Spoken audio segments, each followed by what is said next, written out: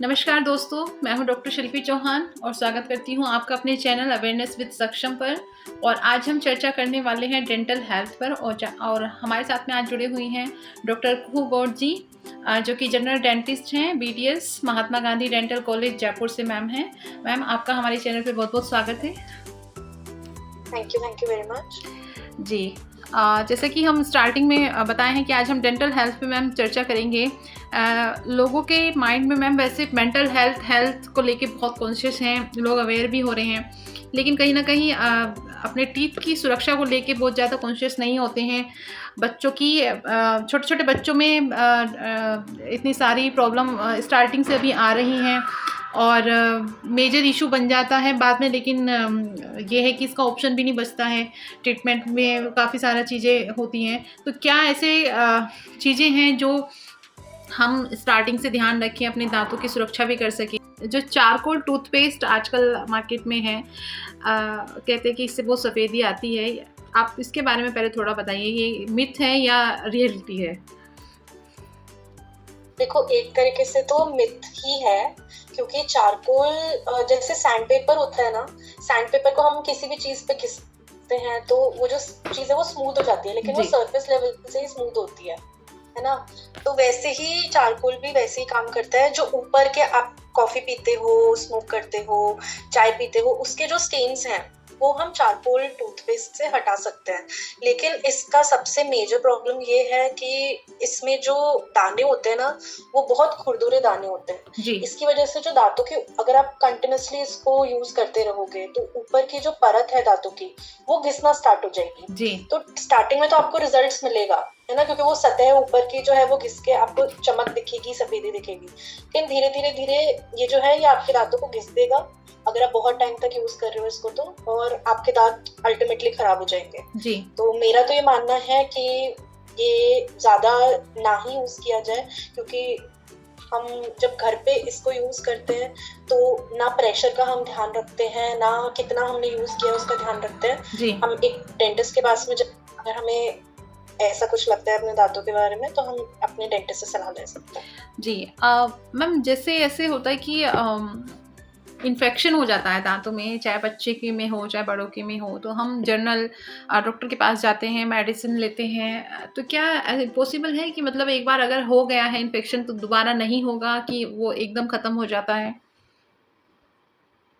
नहीं, जैसे इन्फेक्शन जो हम कहते हैं उसको कैविटी कहते हैं, है ना, कि दांतों में कीड़ा लग गया, है ना। तो बिल्कुल स्टार्टिंग में जब हमारा इन्फेक्शन होना शुरू होता है, जब वो दांतों की सतह पे जस्ट शुरू ही हुआ होता है ना, तब हमें पीलापन दिखता है, भूरापन दिखता है। तब अगर हम डाइट में अपनी चेंजेस करते और उसका ध्यान रखें तो वो रिवर्स हो सकता है, तो वो दोबारा अपनी सही कंडीशन में जा सकता है। लेकिन वो बहुत ही स्लो प्रोसेस होता है, ठीक है। एक बार वो कालापन आना शुरू हो गया दांतों में, है ना, इसका मतलब है कि होता जो है, जी। हाँ, बिल्कुल जी। तो एक बार इसका मतलब है कि वो कीड़ा लग चुका है और अब आपको पुरानी तरह के उसमें नहीं लेके जा सकते हो स्टेट में, तो आपको डेंटिस्ट के पास में जाना ही पड़ता है और इसको ठीक करवाना ही पड़ता है। और डेंटिस्ट्री बेसिकली क्या है, दांतों का ना ध्यान अगर आप स्टार्टिंग से रखो तो इतना महंगा नहीं पड़ता है ना। लेकिन अगर आप ध्यान ना रखो, उसको डिले करते जाओ, दांतों की सफाई ढंग से ना करो, कोई इन्फेक्शन हो गया, कीड़ा लग गया, आप उस पर ध्यान नहीं दो, तब वो बहुत एक्सपेंसिव पड़ता है ना। तो अगर हम स्टार्टिंग से ही ध्यान दें और थोड़ा सा भी कुछ हुआ है हम डेंटिस्ट की सलाह ले लें तो दांत भी बच सकता है। बिल्कुल जी। मैम, नेक्स्ट मिथ है कि जो फ्लांसिंग होती है वो सच में जरूरी है या ये फिजूल का काम है? थोड़ा सा इस पे बताइए। जी, तो ऐसा फ्लॉसिंग जो है वो क्या है कि हमें पहले तो इसी की आदत नहीं लगी थी कि हम ब्रश करें, जी, है ना। ऊपर से हमें एक और काम दे दिया, वो है कि फ्लॉसिंग का भी। जी। तो लोगों को लगता है ब्रश भी लोग ऐसे करते हैं कि भाई हमने 1 मिनट के लिए भी पूरा ब्रश नहीं किया, बस जल्दी से हाथ घुमा लिया और जल्दी जल्दी वाला काम लगता है, जी, जी। तो ब्रश 2 मिनट तक करें और फ्लॉसिंग बिल्कुल ज़रूरी है, क्योंकि हम ब्रश से देखते हैं कि सिर्फ 50% ऑफ दांत जो हैं वो साफ होते हैं। हमारे गम्स और दांतों के बीच में भी जगह होती है जो साफ करनी ज़रूरी होती है, जिसकी वजह से ज़्यादातर इन्फेक्शन होते हैं। तो फ्लॉसिंग दिन में एक बार, हफ्ते में कम से कम 5 से 6 बार जरूर करें, है ना। एक दिन कभी-कभी मिस भी हो जाता है, कोई बात नहीं। मैम आप तो फ्लॉसिंग का बता रहे हैं, आजकल के बच्चों का रिपीटेड क्वेश्चन ये रहता है कि हम 2 टाइम ब्रश क्यों करें। एक बार तो हम जैसे हम एक बार अपना नहाते हैं, एक बार हमने सब काम किया तो हम टूथब्रश हम 2-3 टाइम्स क्यों करें। आप थोड़ा सा मैम यहाँ पे बताइएगा। आप ये बेसिकली मैं बच्चों के लिए फोकस कर रही हूँ कि बच्चों के माइंड में ये क्वेश्चन रहता है, और यहाँ पे जो मदर्स हैं वो फेल हो जाती हैं उनको कंट्रोल करने में। जी बताइए। तो देखिए, जो हमारा सबसे पहले तो समझे कि हम टूथब्रश और टूथपेस्ट जो यूज करते हैं वो कितने समय तक हमारे मुंह में काम करता है। अब हम दिन में एक बार नहाते हैं, क्यों नहाते हैं? क्योंकि हमारे कपड़ों में से बदबू आने लगती है, क्योंकि हमें पसीना आने लगता है ना। वहीं पे आप मुंह में कितनी बार खाना डाल रहे हो, है ना। कम से कम 3 बार तो डाल ही रहे हो, और सफाई कितनी बार? सिर्फ एक बार, है ना। जी। तो ये समझना बहुत ज्यादा जरूरी है कि हमारा जो टूथपेस्ट है वो सिर्फ 6 से 8 घंटे ही हमारे मुंह को साफ रखता है। उसके बाद में वो बैक्टीरिया जमा होना शुरू हो जाता है, दांत को गलाना शुरू कर देता है। तो इसलिए दिन में 2 बार ब्रश करना बहुत ज्यादा जरूरी है, और खाने के बाद जरूर कुल्ला करना जरूरी है। ये हम ध्यान नहीं देते हैं, इसकी वजह से आज आप देखो कि 30 साल की उम्र के लोगों को भी बत्ती सी लग रही है ना। तो वो इसीलिए क्योंकि ध्यान नहीं दिया जाता है। चॉकलेट्स, कैंडीज, ये सब इतनी रेडिली, पहले इतना नहीं आता था। पहले फल फूल ये सब खाते थे हम लोग, वो हमारे लिए दांतों के लिए फिर भी बेटर होता था। कैंडीज की वजह से बहुत ज्यादा दिक्कत होती जा रही है। मैम जैसे हम राजस्थान में हैं बेसिकली, या फिर हम उन क्षेत्र के लोगों के लिए ये प्रश्न करेंगे कि जहाँ पे जिनके पानी में फ्लोराइड जाता है, तो ये बताइए फ्लोराइड कितना हमारे दांतों के लिए सुरक्षित है, या इसका कितना ये हार्मफुल है? तो देखिए, हमारे दांतों में हमारे जो पानी होता है, जो नॉर्मली गवर्नमेंट हमारे घर पे पानी देती है, उसमें 1 ppm तक फ्लोराइड प्रेजेंट होता है ना, जिससे हम कुल्ला करते हैं। वो एक सही अमाउंट ऑफ फ्लोराइड है जो कि हमारे दांतों को प्रिवेंट करता है। अगर हमारी बॉडी में एब्जॉर्ब भी होता है तो हमारी हड्डियों को भी स्ट्रॉन्ग करता है। उतना अमाउंट ऑफ फ्लोराइड हमारे लिए अच्छा है। तो फ्लोराइड वैसे तो अच्छा है, लेकिन ज्यादा फ्लोराइड हो जाए, जैसे हम देखते हैं उदयपुर की साइड पे या जोधपुर, जैसलमेर, इनकी साइड पे पानी पीला होता है, वो फ्लोराइड की वजह से होता है। तो वो हमारे दांतों के लिए ज्यादा फ्लोराइड खराब है। लेकिन कम अमाउंट ऑफ फ्लोराइड जो है वो बैक्टीरिया, इसलिए मैं कह रही हूँ कि खाने के बाद हमें कुल्ला जरूर करना चाहिए, क्योंकि उसमें जो फ्लोराइड है वो हमारे दांतों को हार्म होने से बचाता है। हमारे दांत खराब नहीं हो उससे बचाता है। कोई बैक्टीरिया अलग अगर पनप भी रहा होगा मुंह में, तो वो फ्लोराइड जो पानी में आपके प्रेजेंट है वो उसको जमने से बचाए। जी मैम, नेक्स्ट है कि दांतों को ऐसे ना बड़े भी और बच्चे भी ना बहुत टाइट ब्रश से प्रेशर लगा के उसको रब करते हैं, तो वो कितना गलत है, कितना सही है, थोड़ा बताइए। बहुत ज्यादा गलत है, बहुत ही ज्यादा गलत है। हमें ऐसा लगता है कि हम ज्यादा दबा के करेंगे, ज्यादा जोर लगा के करेंगे तो हमारे दांत ज्यादा साफ होंगे। ऐसा बिल्कुल भी नहीं है। उसकी वजह से आपके जो मसूड़े हैं वो आपके दांतों की सतह से हट जाते हैं, ठीक है, जिसकी वजह से उनमें बैक्टीरिया ज्यादा पनपने लगता है। ब्लीडिंग भी होती है उस दौरान, बच्चों की तो ब्लीडिंग भी होने लगती है। ब्लीडिंग होने लगती है, बिल्कुल। आप जब फ्लॉसिंग भी करेंगे ना तो वो ब्लीडिंग होगी, लेकिन रुके ना, ये सोच के ना रुके कि ब्लीडिंग हो रही है। वो एक्चुअली उधर जो गम्स खराब हो गए थे उधर से ब्लीडिंग हो रही है। फ्लॉसिंग करते रहेंगे तो वो ब्लीडिंग रुक जाएगी। लेकिन जैसे ब्रश की मैं बात करूँ तो हम देखते हैं कि ब्रश जो है उसके जो ब्रिसल्स हैं फट जाते हैं, है ना, ऐसे हो जाते हैं। बिल्कुल, हम ज्यादा प्रेशर करने के कारण ही होते हैं वो। जी, जनरली मेल्स में देखा जाता है क्योंकि उनको ताकत लगा के करने की आदत होती है। तो बच्चों में भी मैं देखती हूँ काफी बच्चे आते हैं तो उनके भी जो ब्रशेस होते हैं वैसे फटे हुए होते हैं। पहली बात तो जैसे ही ब्रश फटने लगे उसको चेंज कर लें। उसके अलावा जो हैबिट है ज्यादा प्रेशर लगा के करने की, उसको चेंज करें, है ना। हल्के हाथों से ब्रश करें। सिर्फ हमें ब्रश का जो टिप होता है ब्रिसल्स का, सिर्फ उससे हमें ब्रश करना है, वही वो ही सफाई करता जी, है ना। और 1 या 2 दांत ही साफ करें एक टाइम पे, है ना। हम सोचते हैं कि हम पूरी 32 ही एक साथ पूरा घिस ले, नहीं, हमें छोटा छोटा एरिया लेना है, 2 दांतों को एक साथ ब्रश करना है, 2-2 करके हमें दांत अपने साफ करने हैं। सारे ही दांत अपने मुंह में इम्पोर्टेंट है। Yes ma'am. तो मैम जनरली इंडिया में तो ये होता ही है, मैंने अक्सर देखा, मैं पर्सनल भी मिलती हूँ, जो मदर्स हैं, जैसे बेबी के जो बेबी टीथ होते हैं, जब वो आते हैं तो जनरली जैसे दूध पिलाने के बाद में उनको साफ़ नहीं करते हैं, निकल रहे हैं तो बच्चे को ऐसे ही छोड़ देते हैं, रात में भी फीडिंग हो रही है तो आलस में नहीं उठ रहे हैं। जनरली मान के चलिए 2 and 3 ईयर्स तक बच्चे का ब्रशिंग स्टार्ट ही नहीं होता है। फिर अचानक से बेबी को पेन स्टार्ट हो रहा है और फिर उसको जाते हैं, पता चलता है कैविटी हो गई, लेकिन तब भी मदर सीरियस नहीं होते हैं। उनके माइंड सेट, ये साइकोलॉजी मैम ये सेट हो गई है कि ये तो बेबी टीथ हैं, ये किसी काम के नहीं हैं, ये तो गिर जाएंगे, दूसरे जो नए आएंगे उनकी केयर करेंगे। तो मैम ये बताइए कि जैसे स्टार्टिंग से ही इन्फेक्शन ऑलरेडी है बेबी टीथ में, और जब उनके गिरने के बाद में नए जो परमानेंट टीथ आते हैं, तो अगर इन्फेक्टेड ऑलरेडी है जॉ, तो वो कितना हार्मफुल हो सकता है या वो एक्सटेंड करेगा इन्फेक्शन? जी, तो जो दूध पीता हुआ बच्चा है जिसको 1 या 2 दांत भी आ गया है ना, उसमें नर्सिंग केरीज देखी जाती है, क्योंकि दूध इन जनरल, मिल्क कैसा भी हो, वो हल्का सा मीठा होता है, उसमें शुगर प्रेजेंट होता है जिसको हम लैक्टोज कहते हैं। तो बच्चा अगर दूध पी रहा है और दांत साफ नहीं कर पा रही हैं आप एज अ मदर, तो कम से कम उसको अपने हाथों से साफ करने की कोशिश करें।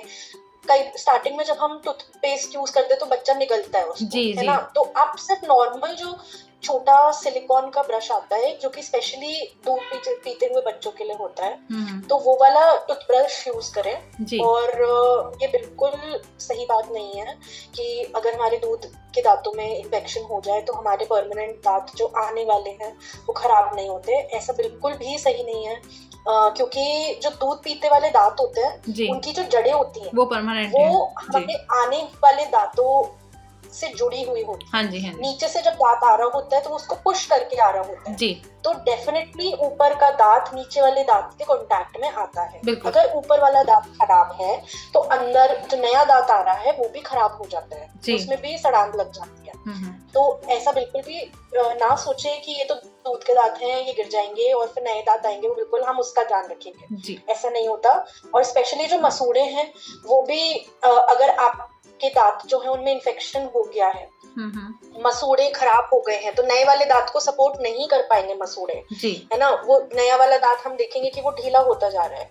तो इसलिए दूध के दांतों का भी उतना ही ध्यान रखिए जितना हम सोचते हैं कि हम परमानेंट वाले दांतों का रखेंगे। जी मैम, एक मिथ और है, जैसे आजकल ऐड तो बहुत भ्रमित करते ही हैं, लेकिन फिर भी उसमें दिखाते हैं कि जो टूथपेस्ट है, वाइटनिंग टूथपेस्ट की मैं यहाँ बात कर रही हूँ, वो यूज़ करेंगे तो उससे दांत की शाइनिंग आ जाएगी, वाइट हो जाएंगे। तो ये मिथ पे मैम थोड़ा बताइए आगे कितना ट्रू है? देखिए बिल्कुल सही बात है, वाइटनिंग टूथपेस्ट जो है उनमें ऐसी चीजें मौजूद होती हैं, वही सेम चारकोल जी आप स्टार्टिंग में बता चुके हैं। हाँ जी, है ना जी। तो वो सेम बात है, थोड़ा टाइम तक आपको ऐसा लगेगा कि आपके दांत सफेद दिख रहे हैं, सुंदर दिख रहे हैं, लेकिन लॉन्ग टर्म यूज के लिए मैं बिल्कुल सबको मना करूंगी। ये जो नए टूथपेस्ट आ भी रहे हैं ये एक्सपेंसिव भी होते हैं, लोग इनमें पैसा भी डालते हैं और फिर उनको रिजल्ट नहीं मिलता, बल्कि दांत खराब हो जाते हैं, फिर फाइनली डेंटिस्ट के पास आते हैं कि हमारे ऐसे हो गया जी। तो इन पे ना जाए, अपना रेगुलर नॉर्मल टूथपेस्ट जिसमें फ्लोराइड होता है वो वाला यूज करें। आजकल बहुत सारे टूथपेस्ट आ रहे हैं जिनमें कहते हैं ये फ्लोराइड फ्री है। फ्लोराइड आपके दांतों के लिए बहुत अच्छा है। ऐसे एडवर्टाइजमेंट्स पे ऐसे जो आपको बता रहे हैं उनको बिल्कुल बिलीव ना करें जी। टूथपेस्ट वही चूज करें जिसमें फ्लोराइड प्रेजेंट है, और नॉर्मल टूथपेस्ट अपना जो आता है वो यूज करें जी। मैम एक चीज और है, बहुत लोग च्युइंग करते हैं, ठीक है, तो उनका ये मानना होता है कि च्युइंगम को च्युइंग करने से दांतों की जो गंदगी है वो बाहर निकल जाती है, और जो की भी प्रैक्टिस करते हैं जो लाइन उनकी परफेक्ट हो जाती है। थोड़ा ये भी बताइए। जी बिल्कुल, आजकल के बच्चे टिकटॉक पे देखते हैं, इंस्टाग्राम पे देखते हैं और फिर ये सारी चीजें ट्राई करना चाहते हैं जी। ये मैं बिल्कुल मानती हूँ कि दांत साफ होते हैं, लेकिन 10% उससे ज्यादा नहीं जी, है ना। ऐसा नहीं है कि आप 2 बार में से 1 बार ब्रश करेंगे और 1 बार से च्युइंगम चबा लेंगे तो बस आपके दांत साफ हो गए, ऐसा बिल्कुल नहीं है। ब्रशिंग को ये च्युइंगम चबाना नहीं रिप्लेस कर सकता। और जॉ लाइन की अगर मैं बात करूं तो यहाँ पे हमारी जो मसल होती है ना, वो आप जितना ज्यादा च्युइंगम चबाएंगे उतना ज्यादा ये वाली मसल जो है ये स्ट्रॉन्ग हो जाएगी, मोटी हो जाएगी। तो बल्कि जॉ लाइन बनने की जगह आपका फेस जो है वो और गोल दिखने लगेगा। ओके, है ना जी। तो अगर आपको ऐसा लगता है कि आपकी जॉ लाइन नहीं है तो हो सकता है कि आपके नीचे का जो जॉ है वो प्रॉपरली डेवलप ना हुआ हो, जो कि आप डॉक्टर के पास में जा सकते हैं। अगर आप 10 साल से छोटे हैं तो वो ऐसे ट्रीटमेंट्स आपको सजेस्ट कर सकते हैं जिससे आपका जॉ प्रॉपर एक ग्रोथ में आए। अगर आप 10 साल से ऊपर हैं तो भी ऐसे ट्रीटमेंट्स अवेलेबल हैं और सर्जरीज अवेलेबल हैं जिससे आप अपने जॉ को प्रॉपर ग्रोथ पे ला सकते हैं। लेकिन chewing gum chewing it is not good option. Ma'am एक क्वेश्चन है, आपने सुना होगा जैसे हमारे देश में क्या है, आयुर्वेद को बहुत ज़्यादा प्रेफरेंस देते हैं, तो इसमें रामदेव बाबा ने बहुत भूमिका अपनी अहम निभा रखी है। तो उनका टूथब्रश है मैम दंत कांति। मैम थोड़ा उस पर आप बताइए, वो चैलेंज करते हैं, लोग बेधड़क उसका यूज़ करते हैं, वो कितना सही है या गलत है, थोड़ा प्लीज़ बताइए मैम। देखिए, जो स्टडीज हैं, जो इनका टूथपेस्ट है वो बहुत ही ज्यादा अब्रेसिव टूथपेस्ट है। अगर आपको पता होगा दांत के मंजन के लिए 2 तरह के मंजन आते थे, काला मंजन और लाल मंजन जी। तो हमारी हम दादी दादाओं को देखते थे कि भाई वो यूज कर रहे हैं जी, जी। जब उनके घर जाते थे तो हम भी उनके साथ में उसको इस्तेमाल करना चाहते थे क्योंकि नई सी चीज है, हमें भी ट्राई करनी है। बट ये बहुत लॉन्ग टाइम यूज के लिए, जो मैंने ऑब्जर्व किया है अपने पेशेंट्स में, जो ये वाले टूथपेस्ट यूज कर रहे हैं, उनके पूरे जो दांत हैं वो ऊपर की पूरी जो परत है वो घिस जाती है, अंदर की येलो परत वो बाहर आ जाती है। उसकी वजह से वो और घिस के और ज्यादा ब्रश करने लगते हैं क्योंकि आप चाहते हैं कि आपकी बत्ती सी सफेद दिखे जी। तो उसके चक्कर में वो दांत सारे ही खराब हो जाते हैं जी। तो ऐसा ना यूज करें टूथपेस्ट जो कि बहुत ज्यादा अब्रेसिव है, जो आपके दांतों को बिल्कुल घिस देगा जी। सेंसोडाइन आता है या कोलगेट आता है, नॉर्मल जो आते हैं अवेलेबल है ना, वो यूज करें। ये मैं बिल्कुल भी सजेस्ट नहीं करूंगी, इनफैक्ट मैं कहूंगी कि आप इसके अगेंस्ट ही रहे। हाँ जी, हाँ जी, है ना जी। मैम जैसे ये तो हमने इन जनरल अपना डिस्कशन किया है, प्रेगनेंसी में मैम देखा गया है कि बहुत ज़्यादा टीथ की इशू होता है, तो मैम थोड़ा आप इसमें प्लीज़ मुझे ये बताइएगा कि प्रेगनेंसी में मतलब क्या ऐसी केयर की जाए जो मदर अपना प्रिकॉशन रख सकें, और क्योंकि ये भी कहते हैं कि अगर प्रेगनेंसी के दौरान अगर टीथ खराब हो गए तो बाद में वो ठीक नहीं हो पाते हैं। देखिए, प्रेग्नेंट वुमेन को वैसे तो दवाइयों में ध्यान देना ही पड़ता है क्योंकि वो जो कुछ भी खा रही हैं वो डायरेक्टली बेबी के पास में जाएगा, है ना। तो हम खान पान का तो ध्यान रखते ही, वैसे ही हमें दांतों का भी ध्यान रखना है क्योंकि जो भी आपकी बॉडी में इन्फेक्शन हुआ है वो ब्लड के थ्रू बेबी में ही भी जाएगा, है ना। तो अगर आपके बॉडी में, अगर आपका गट खराब में आपके इन्फेक्शन है, दांत खराब है, दांत में आपका इन्फेक्शन है, तो वो कैसे ना कैसे करके बेबी तक पहुंच सकते हैं जी, है ना। तो ऐसा हमें एक तो अच्छा खाना है, 2 टाइम ब्रश करना है, माउथ वॉश यूज करना है, क्लोरोहेक्सिडीन माउथ वॉश आता है, आप अपने डेंटिस्ट के पास में जाके उसको प्रिस्क्रिप्शन पे लिखवा सकते हैं, वो हमें यूज करना है। खाने के बाद कुल्ला करना है और फ्लॉसिंग करनी है दिन में 1 बार। इसके अलावा अगर आप ये करते हो और डेली करते हो तो मैं बताती हूँ कि आपके जिंदगी भर आपके दांत कहीं नहीं जाएंगे और बिल्कुल चमकेंगे। आप 80 इयर्स के भी हो जाओगे ना तो भी आपके दांत चमक रहे होंगे जी। और क्या होता है, प्रेगनेंसी में हार्मोन्स की वजह से हमारा जो मसूड़े होते हैं ना वो फूल जाते हैं जी, है ना। जैसे ही आपको ऐसा सिम्टम दिखे कि मैं प्रेग्नेंट वुमेन हूँ और मेरे मसूड़े फूलने लगे हैं, आपको तुरंत डॉक्टर को कंसल्ट करना चाहिए क्योंकि ये एक तरह का इन्फेक्शन है और इस इन्फेक्शन में जो बैक्टीरिया होता है ये ब्लड के थ्रू बेबी तक जाता है जी। तो जी एक चीज़ और है मैम, जैसे इन्फेक्शन हो जाता है तो जनरली जो डेंटिस्ट होते हैं टीथ में कैपिंग का ऑप्शन देते हैं, उसको रिप्लेस कर देते हैं, तो मैम वो कितना सही है, क्या वो वैलिड है, मतलब उसको करा लेना चाहिए यदि वो सजेस्ट करते हैं या अवॉइड करना चाहिए?